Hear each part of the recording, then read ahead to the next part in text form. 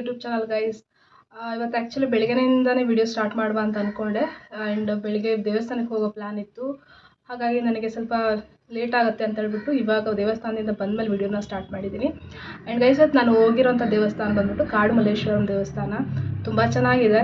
And ನಾನು ಇದರಲ್ಲಿ ಸ್ವಲ್ಪ ವಿಡಿಯೋ ಕ್ಲಿಪ್ಸ್ನು ಕೂಡ ಈ ವಿಡಿಯೋದಲ್ಲಿ ಆ್ಯಡ್ ಮಾಡ್ತೀನಿ. ಆ್ಯಂಡ್ ಬ್ಯಾಂಗ್ಳೂರು ಮಲ್ಲೇಶ್ವರಂ ನಿಯರ್ ಯಾರೆಲ್ಲ ಇದ್ದೀರಾ ಒಂದ್ಸಲ ವಿಸಿಟ್ ಮಾಡಿ. ನಮ್ಮದು ಹಳ್ಳಿ ಸೈಡೆಲ್ಲ ಇರುತ್ತಲ್ಲ ದೇವಸ್ಥಾನ, ಅದೇ ಥರ ಫೀಲ್ ಬರುತ್ತೆ ನಮಗೆ.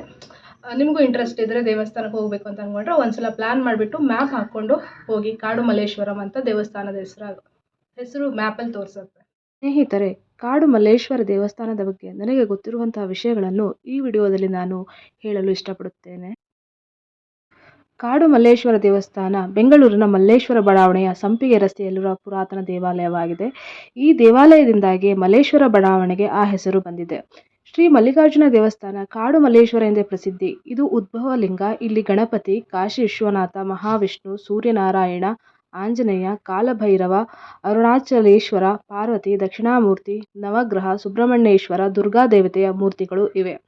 ದೇವಸ್ಥಾನವನ್ನು ಶಿಲೆಗಳಿಂದಲೇ ನಿರ್ಮಿಸಲಾಗಿದೆ. ಮೇಲೆ ಆಕರ್ಷಕ ವಿಮಾನ ಗೋಪುರ ಹಾಗೂ ಮುಂಭಾಗದಲ್ಲಿ ಧ್ವಜಸ್ತಂಭವಿದೆ. ದೇವಸ್ಥಾನದ ಪರಿಸರದಲ್ಲಿ ಬಿಲ್ವಪತ್ರೆ, ಪಾರಿಜಾತ, ಶ್ರೀಗಂಧ, ಬೇವು ಸೇರಿದಂತೆ ಹಲವು ಜಾತಿಯ ಮರಗಿಡಗಳನ್ನು ಬೆಳೆಸಿ ದೇವಸ್ಥಾನದ ಪರಿಸರವನ್ನು ಸುಂದರಗೊಳಿಸಲಾಗಿದೆ. ಮಲ್ಲೇಶ್ವರ ಬಡಾವಣೆಯಲ್ಲಿ ಜನದಟ್ಟಣೆ ಇದ್ದರೂ ದೇವಸ್ಥಾನದ ಸುತ್ತ ಪ್ರಶಾಂತ ವಾತಾವರಣವಿದೆ. ಈ ದೇವಸ್ಥಾನವು ಇಲ್ಲಿ ಹೇಗೆ ಸ್ಥಾಪನೆಯಾಯಿತು ಎನ್ನುವುದರ ಬಗ್ಗೆ ತಿಳಿದುಕೊಳ್ಳೋದಾದರೆ, ಬಹಳ ಹಿಂದೆ ವೀಳ್ಯದೆಲೆ ವ್ಯಾಪಾರಕ್ಕಾಗಿ ಬೆಂಗಳೂರಿಗೆ ಬಂದಂತಹ ಮಲ್ಲಪ್ಪ ಶೆಟ್ಟಿ ಎಂಬ ವ್ಯಾಪಾರಿಯೊಬ್ಬರು ತಮ್ಮ ಊರಿಗೆ ಹಿಂದಿರುಗಲಾಗದೆ ಈಗಿನ ಮಲ್ಲೇಶ್ವರ ದೇವಸ್ಥಾನ ಇರುವಂತಹ ಸ್ಥಳದಲ್ಲಿ ಅವರು ತಂಗಿದ್ದರು. ಅಲ್ಲಿ 2 ಕಲ್ಲುಗಳನ್ನು ಹೂಡಿ ಅನ್ನವನ್ನು ಮಾಡಿಕೊಳ್ತಿದ್ರು. ಆಗ ಅನ್ನ ರಕ್ತದ ಬಣ್ಣಕ್ಕೆ ತಿರುಗುತ್ತದೆ. ಅದನ್ನು ಕಂಡು ಹೆದರಿದಂತಹ ಮಲ್ಲಪ್ಪ ಶೆಟ್ಟರು ಅಲ್ಲೇ ಪ್ರಜ್ಞೆ ತಪ್ಪಿ ಬಿದ್ದರು. ಹಾಗೆ ಅವರು ಒಲೆಗೆ ಬಳಸಿದಂತಹ ಕಲ್ಲುಗಳಲ್ಲಿ ಒಂದು ಕಲ್ಲು ಶಿವಲಿಂಗದ ಆಕಾರವನ್ನು ಪಡೆದುಕೊಳ್ಳುತ್ತೆ.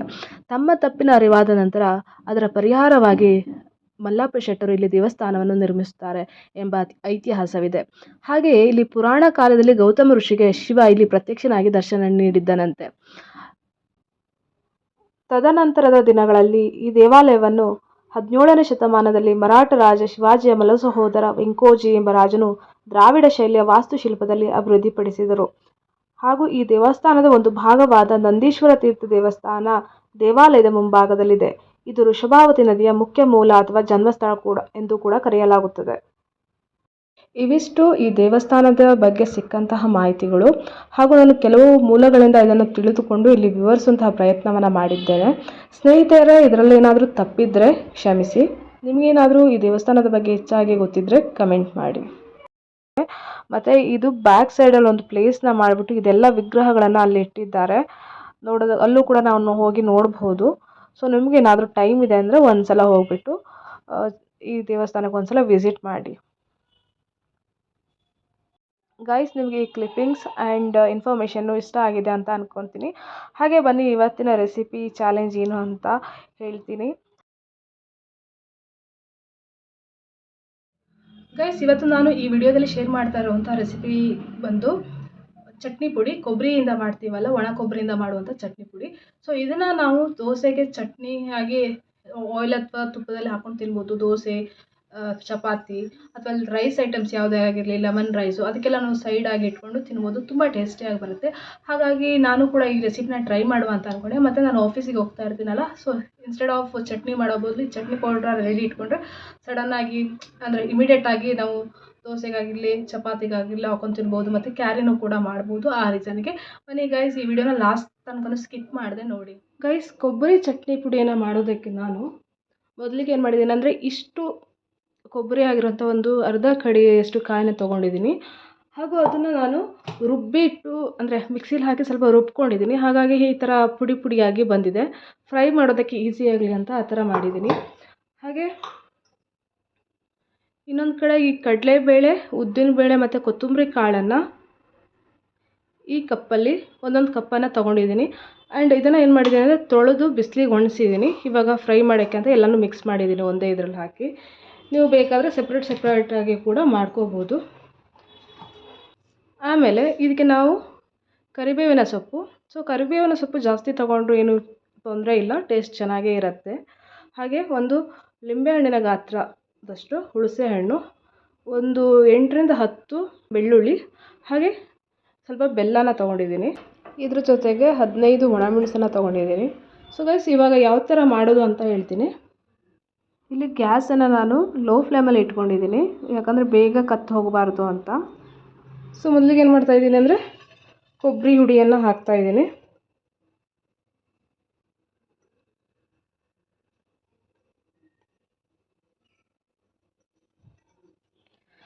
ನಾನು ಅರ್ಧ ಕಡಿಯಷ್ಟು ಕಾಯಿನ ಮಾತ್ರ ತೊಗೊಂಡಿದ್ದೀನಿ, ಯಾಕಂದರೆ ಇದು ಫಸ್ಟ್ ಟೈಮ್ ಮಾಡ್ತಾ ಇರೋದು. ಹಾಗಾಗಿ ಏನಾದ್ರು ಸ್ವಲ್ಪ ಟೇಸ್ಟ್ ಚೆನ್ನಾಗಿ ಬಂದಿಲ್ಲ ಅಂದರೆ ಮತ್ತೆ ಎಸೆಯೋದು ಬೇಡ ಅಂತ ಸ್ವಲ್ಪನೇ ಮಾಡ್ತಾಯಿದ್ದೀನಿ. ಗೈಸ್ ಇನ್ನೊಂದೇನೆಂದರೆ ಇದರಲ್ಲಿ ಯಾವುದೇ ರೀತಿಯ ನೀರಿನ ಅಂಶ ಇರಬಾರ್ದು, ಅದಕ್ಕಾಗಿ ನಾನು ಡ್ರೈ ಫ್ರೈಯನ್ನು ಮಾಡ್ತಾ ಇರೋದು. ಮತ್ತು ಇದಕ್ಕೆ ಆಯಿಲ್ ಕೂಡ ನಾನು ಆ್ಯಡ್ ಮಾಡಿಲ್ಲ, ಯಾಕಂದರೆ ಕೊಬ್ಬರಿ ಅಂದರೆ ಸ್ವಲ್ಪ ಆಯಿಲ್ ಅಂಶ ಇದ್ದೇ ಇರುತ್ತಲ್ಲ, ಹಾಗಾಗಿ ಎಲ್ಲನೂ ಡ್ರೈ ಫ್ರೈಯ ಮಾಡ್ತಾಯಿದ್ದೀನಿ. ಮತ್ತು ಹ್ಯಾಂಡಲ್ಲಾಗಿರಲಿ ಅಥವಾ ಸೌಟ್ ಆಗಿರಲಿ ಅಥವಾ ನಾವು ಬಳಸೋಂಥ ಪಾತ್ರೆಗಳು ಕೂಡ ಒಂದು ಸ್ವಲ್ಪನೂ ನೀರು ಇರಬಾರ್ದು. ಗೈಸ್ ಇವಾಗ ಅದೇ ಕಡಾಯಿಗೆ ನಾನು ಎತ್ತಿಟ್ಕೊಂಡಂತಹ ಕೊತ್ತಂಬರಿ ಕಾಳು, ಕಡಲೆಬೇಳೆ ಮತ್ತು ಉದ್ದಿನಬೇಳೆನ ಹಾಕಿ ಫ್ರೈ ಮಾಡ್ತೀನಿ.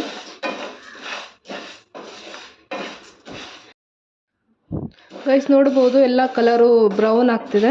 ಸೊ ಹಾಗಾಗಿ ಇದು ಕೂಡ ಫ್ರೈ ಆಗಿದೆ. ನೀವೇನಾದ್ರು ಹೀಗೆ ಫ್ರೈ ಮಾಡ್ಕೊಳ್ಳೋಕೆ ಆಗಲ್ಲ, ಸೆಪ್ರೇಟಾಗೆ ಮಾಡ್ತೀರಾ ಅಂದರೂ ಕೂಡ ಮಾಡ್ಬೋದು. ನಾನು ಸ್ವಲ್ಪ ಟೈಮ್ ಸೇವ್ ಮಾಡುವ ಅಂತ ಎಲ್ಲನೂ ಒಟ್ಟಿಗೆ ಹಾಕಿಬಿಟ್ಟು ಫ್ರೈ ಮಾಡ್ತಾ ಇರೋದು. ಸೊ ಇದು ಇವಾಗ ತೆಗೆದು ಬಿಡ್ತೀನಿ. ಸೊ ಸೇಮ್ ಕಡಾಯಿಗೆ ಒಂದು 15 ಒಣಮೆಣಸಿನ್ಕಾಯಿನ ತೊಗೊಂಡಿದ್ದೀನಿ. ಒಂದು ವೇಳೆ ಖಾರ ಆಗಿಲ್ಲ ಅಂದರೆ ಆಮೇಲೆ ಖಾರ ಪುಡಿಯನ್ನು ಆ್ಯಡ್ ಮಾಡ್ತೀನಿ. ಇದೇನು ಅಷ್ಟು ಖಾರ ಇಲ್ಲ ಮೆಣಸು. ಹಾಗೆ ಕರಿಬೇವು ಮತ್ತು ಬೆಳ್ಳುಳ್ಳಿ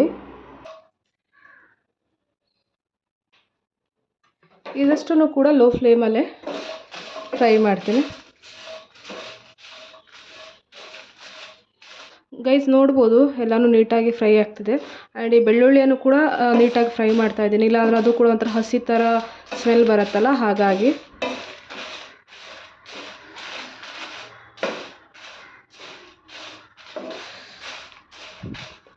ಗೈಸ್ ಇವಾಗ ಎಲ್ಲನೂ ಫ್ರೈ ಆಗಿದೆ. ಸೊ ನಾನು ಫ್ರೈ ಮಾಡ್ಕೊಂಡಿರೋದೆಲ್ಲನೂ ಸ್ವಲ್ಪ ನೀಟಾಗಿ ಅಂದರೆ ಬಿಸಿ ಆರಲಿ ಅಂತ ಹಾಗೆ ಇಡ್ತಿದ್ದೀನಿ ಒಂದು 5 ಮಿನಿಟ್ಸು.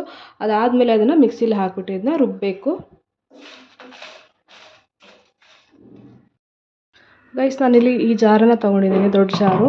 ಇದಕ್ಕೆ ಮೊದಲಿಗೆ ಏನು ಮಾಡ್ತಿದ್ದೀನಿ ಅಂದರೆ ನಾನು ಇಟ್ಕೊಂಡಿರೋಂತಹ ಮೆಣಸು, ಕರಿಬೇವಿನ ಸೊಪ್ಪು, ಕಡಲೆಬೇಳೆ, ಉದ್ದಿನಬೇಳೆ, ಕೊತ್ತಂಬರಿ ಇದೆಯಲ್ಲ ಅದನ್ನು ಒಂದ್ಸಲ ಫಸ್ಟು ಬೀಸ್ಕೊಂಡ್ಬಿಡ್ತೀನಿ, 1-2 ರೌಂಡು. ಲಾಸ್ಟಿಗೆ ಕೊಬ್ಬರಿ ಜೊತೆ ಬೀಸ್ತೀನಿ, ಯಾಕಂದರೆ ಕೊಬ್ಬರಿನ ಒಂದ್ಸಲ ಮುಂಚೆನೇ ಬೀಸ್ಬಿಟ್ಟು ನಾನು ಸಣ್ಣದಾಗಿ ತರಿಯಾಗಿ ಮಾಡ್ಕೊಂಡ್ಬಿಟ್ಟಿದ್ದೀನಿ. ಹಾಗಾಗಿ ಈಗಲೇ ಒಂದೇ ಸಲ ಬೀಸ್ಕೊಬಿಟ್ರೆ ಅದು ಫುಲ್ ಹಿಟ್ಟು ಥರ ಆಗಿಬಿಡುತ್ತೆ, ಹಾಗಾಗಬಾರ್ದು. ಅದಕ್ಕೋಸ್ಕರ ಸೊ ಗೈಸ್ ನೋಡಿ ಆಲ್ರೆಡಿ ನಾನು ಮೆಣಸನ್ನು ಹಾಕ್ಕೊಂಡೆ. ಹಾಗೆ ಇದಕ್ಕೆ ನಾನು ಒಂದು ಲಿಂಬೆಹಣ್ಣಿನ ಗಾತ್ರದಷ್ಟು ಇರೋಂಥ ಒಂದು ಹುಣಸೆಹಣ್ಣು ಮತ್ತು ಸ್ವಲ್ಪ ಬೆಲ್ಲ. ಸಕ್ಕರೆನೂ ಹಾಕೋಬೋದು ಅಂತೆ, ಬಟ್ ನಾನು ಸಕ್ಕರೆಗಿಂತ ಬೆಲ್ಲ ಒಳ್ಳೆಯದು ಅಂತ ಬೆಲ್ಲನೇ ಹಾಕ್ತಾಯಿದ್ದೇನೆ. ಇದಕ್ಕೆ 1-2 ಚಮಚ ಕಲ್ಲುಪ್ಪನ್ನು ಹಾಕ್ತಾಯಿದ್ದೇನೆ, ಚಿಕ್ಕ ಸ್ಪೂನಲ್ಲಿ. ಒಂದು ಸ್ವಲ್ಪ ಇಂಗು ರುಚಿಗೆ.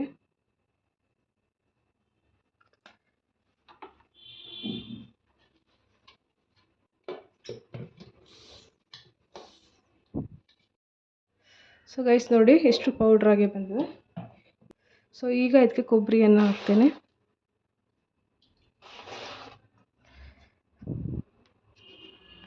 ಗೈಸ್ ನೋಡಿ ಚಟ್ನಿ ಪುಡಿ ರೆಡಿಯಾಗಿದೆ. ನಾನು ಇದನ್ನು ತುಂಬಾ ನುಣ್ಣಗೆ ಮಾಡ್ಕೊಳಕ್ಕೆ ಹೋಗಿಲ್ಲ, ನಾರ್ಮಲಾಗಿ ಮಾಡ್ಕೊಂಡೆ, ತರಿಯಾಗೇ ಇರಲಿ ಅಂತ, ತಿನ್ನೋದಕ್ಕೆ ದೋಸೆಗೆಲ್ಲ ಚೆನ್ನಾಗಿರುತ್ತೆ ಅಂತ. ಹಾಗೆ ಇದನ್ನು ಇನ್ನೊಂದು 2 ದಿನ ಬಿಸಿಲಲ್ಲಿ ಒಣಗಿಸ್ಬೇಕು. ಇನ್ನೂ ಏನಾದರೂ ಅಂದರೆ ವಾಟರ್ ಅಂಶ ಏನಾದರೂ ಇದ್ದರೆ ಅದು ಡ್ರೈ ಆಗಬೇಕು. ಆಮೇಲೆ ಯಾವುದಾದ್ರು ಏರ್ ಟೈಟ್ ಕಂಟೈನರಲ್ಲಿ ಸ್ಟೋರ್ ಮಾಡಿ ಇಟ್ಟರೆ ಆಯಿತು. ಆ್ಯಂಡ್ ಇದು ಅನ್ನಕ್ಕೂ ಕೂಡ ತುಂಬ ಚೆನ್ನಾಗಾಗುತ್ತೆ, ಆ್ಯಂಡ್ ಸಾಂಬಾರ್ಗೂ ಹಾಕ್ಬೋದು, ಟೇಸ್ಟ್ ಚೆನ್ನಾಗಿ ಬರುತ್ತೆ. ಹೇ ಗೈಸ್, ಐ ಹೋಪ್ ನಿಮಗೆ ಈ ರೆಸಿಪಿ ಇಷ್ಟ ಆಯಿತು ಅಂದ್ಕೊತೀನಿ. ಆ್ಯಂಡ್ ನೀವು ಕೂಡ ನಿಮ್ಮ ಮನೇಲಿ ಟ್ರೈ ಮಾಡಿ. ಆ್ಯಂಡ್ ಈ ವಿಡಿಯೋ ನಿಮಗೇನಾದರೂ ಇಷ್ಟ ಆದರೆ ಲೈಕ್ ಮಾಡಿ, ಶೇರ್ ಮಾಡಿ ಮತ್ತು ಕಮೆಂಟ್ ಮಾಡಿ. ಹಾಗೆ ಯಾರೆಲ್ಲ ನನ್ನ ಚಾನಲ್ನ ಹೊಸದಾಗಿಂದ ನೋಡ್ತಾ ಇದ್ದೀರೋ ಪ್ಲೀಸ್ ಸಬ್ಸ್ಕ್ರೈಬ್ ಮಾಡಿ ಮತ್ತು ಬೆಲ್ ಐಕಾನ್ನ ಕ್ಲಿಕ್ ಮಾಡಿ, ಸೊ ದಟ್ ನಿಮಗೆ ಬೇಗನೆ ನೋಟಿಫಿಕೇಷನ್ ಸಿಗುತ್ತೆ ನಾನು ಯಾವುದೇ ವಿಡಿಯೋನ ಅಪ್ಲೋಡ್ ಮಾಡಿದ್ರು.